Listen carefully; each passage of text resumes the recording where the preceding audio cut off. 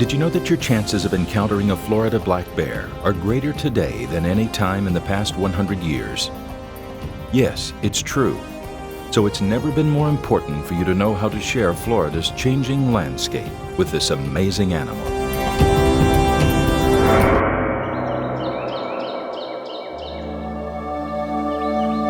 Despite historic population declines from human development and unregulated hunting, Florida's black bear population is rebounding across much of the state.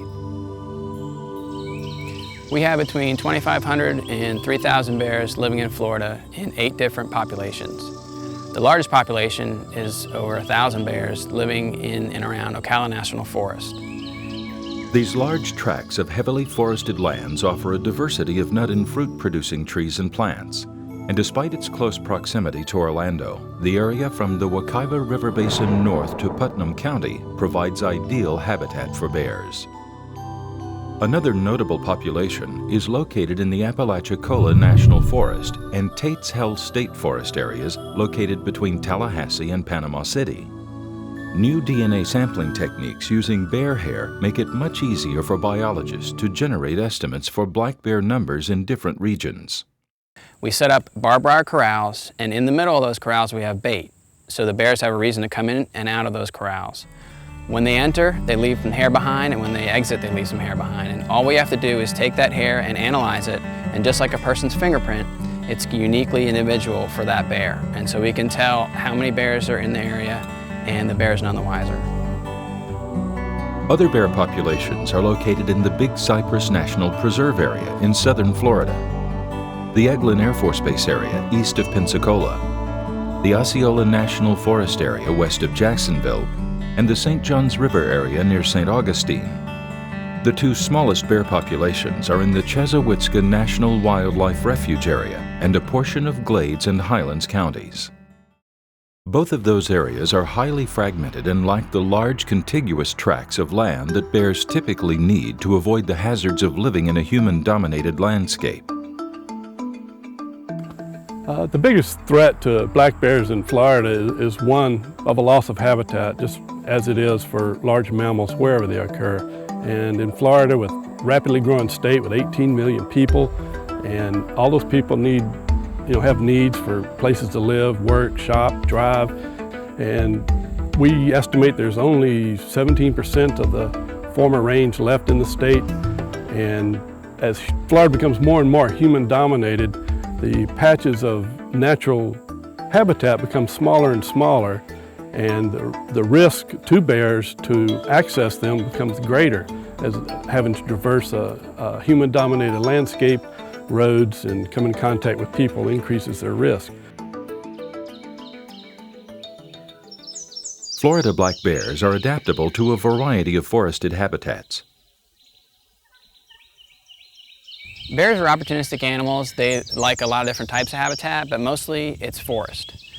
Primary bear habitat includes bottomland and upland hardwoods, mixed forest, scrub, flatwoods, and swamps. The ideal bear habitat has a mixture of these types that allow bears to access them with different parts of the year and different parts of the seasons. Bears can actually be found almost anywhere in Florida because they wander far and wide in search of food and mates. And that includes downtown Orlando in some cases. Florida black bears need large areas to survive. Depending on the quality of available habitat, average home ranges for adult male bears are between 50 and 120 square miles, while home ranges for adult females are usually between 11 and 25 square miles.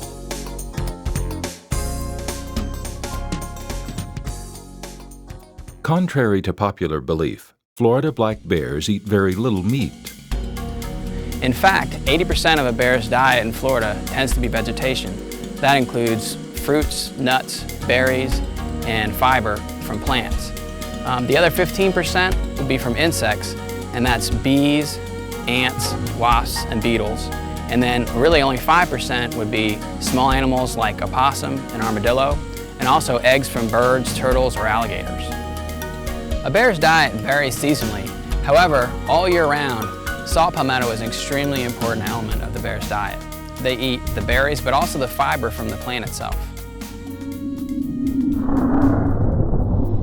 One big difference between Florida black bears and their northern cousins is their winter denning behavior. Even though Florida lies within southerly latitudes, black bears here still den in winter, but for shorter periods of time. Pregnant females must den in winter to give birth to their cubs. They enter dens in December and emerge with an average of 2 newborn cubs in April. Other females and males only den for brief periods through the winter. Their dens are typically ground nests in dense thickets and under blowdowns or fallen branches, so seasonally, there's less chance of seeing a bear in the winter. Bears' activity schedule is very similar to some other animals. They're called crepuscular, which means they're active most at dawn and dusk. And in the middle of the day and in the middle of the night, they're relatively inactive. However, this changes seasonally. During the fall, bears can be actively searching for food almost 18 hours a day. Also, we found in Florida that bears that live in the urban-wildland interface actually become more nocturnal, and that coincides with a drop in human activity in the areas that they live.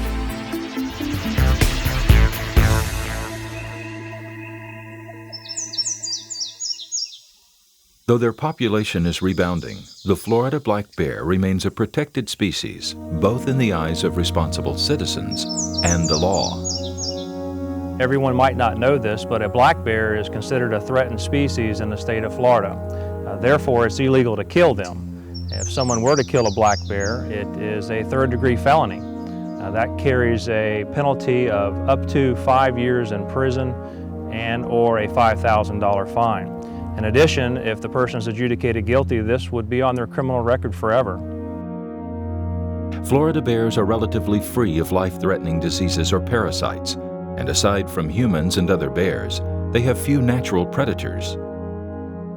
So despite how big and powerful bears seem, they do still die, and the vast majority of the recorded deaths of bears in Florida is caused by vehicle collisions.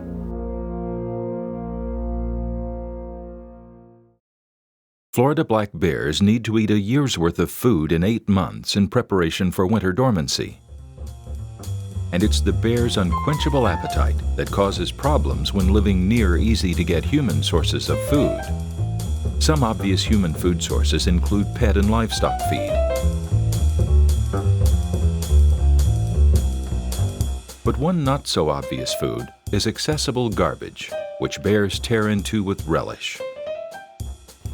The problem is that when people are out in areas where wildlife exists as well, there's a food issue, and when people don't secure the food properly or they offer food to wildlife, it creates conflicts with that wildlife, and in this case also with bears. It's much easier for bears to get their calories from rich human food sources, garbage, pet foods, and bird feeders, than from natural foods in the wild. That's why the feeding of bears, whether intended or not, is the #1 source of human-bear conflict.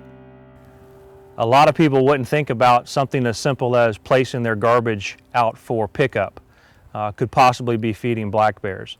Now, this would be an unintentional act, obviously, at first, but if it was determined that this action was becoming an attractant to the bears, therefore they were actually eating the garbage, then that would become an intentional act.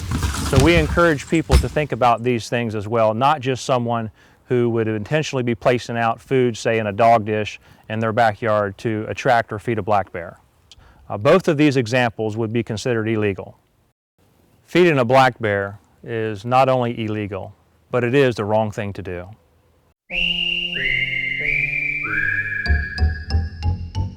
When you see a raccoon in your yard getting into your garbage or bird feed or pet food, you're looking at a gateway species to bear problems. If you have that attractant in your yard and you have bears in the area, you're likely going to have bear problems as well. And the real problem for the bears is that associating food with human beings causes them to lose their fear, they become habituated, and the ultimate tragedy here is these bears end up being killed. But the good news is this tragedy is very preventable. The solution to not having problems with bears is securing the food sources, and it really is that simple. Be it dumpsters or household garbage or pet food or bird seed, if it's secured where bears can't get to it, then we don't have a problem. As more citizens and agencies become familiar working with FWC on preventing bear conflicts, the more successes they record for communities and the bears. We were having some problems with the bears visiting the park here in Salt Springs. I called FWC basically because I was concerned for people's safety, not only the residents but the campers that visit the park. After calling them, they gave us many options. One that seemed to work for us was the bear-proof dumpsters. Once we learned how to operate those properly and make sure that they were locked when they needed to be, it has helped quite tremendously. But we feel like this is a great start and it'll be a win-win situation, not only for us and FWC, but for the bears also. Besides using bear-proof garbage containers, FWC also helps educate people about other proven bear deterrents. We learned a long time ago that electric fences are really effective at securing beehives. Now we've expanded that into securing garbage and livestock and any other attractant you think you have in your yard. Here in Florida, it's really turned into a silver bullet for deterring bears.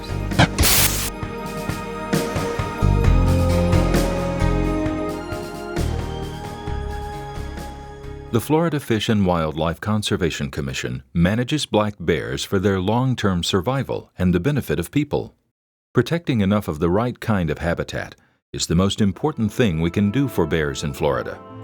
The benefit we realize from conserving bears and conserving bear habitat is that bears are known as an umbrella species, and we preserve the habitat for bears. We're also preserving the habitat for a myriad number of other species, deer, turkey, songbirds, reptiles, as well as for people to recreate in. So it benefits a large number of species.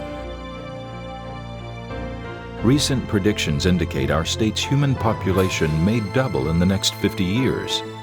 If that happens, about 7 million acres of land, or about the size of the state of Vermont, could be converted from natural areas to urban uses. As more wild lands are lost to suburban and urban uses, and bears adapt to areas frequented by humans, bear managers must find ways to balance fear with knowledge and acceptance of bears in the landscape. Our wildlife resources are priceless, and in order to keep them for our enjoyment, our children's enjoyment, our grandchildren's enjoyment, we have to learn to tolerate them existing in the same space with us. Here in Florida, one of our biggest challenges with an expanding human population and increasing bear population is we need the partnership with local communities and homeowners associations to not only educate the public, but influence policies so we can responsibly share the land with bears. One of the keys to meeting these challenges is helping citizens, like you, understand the habits of black bears and what you can do to minimize conflicts with these remarkable animals. The solution is so simple.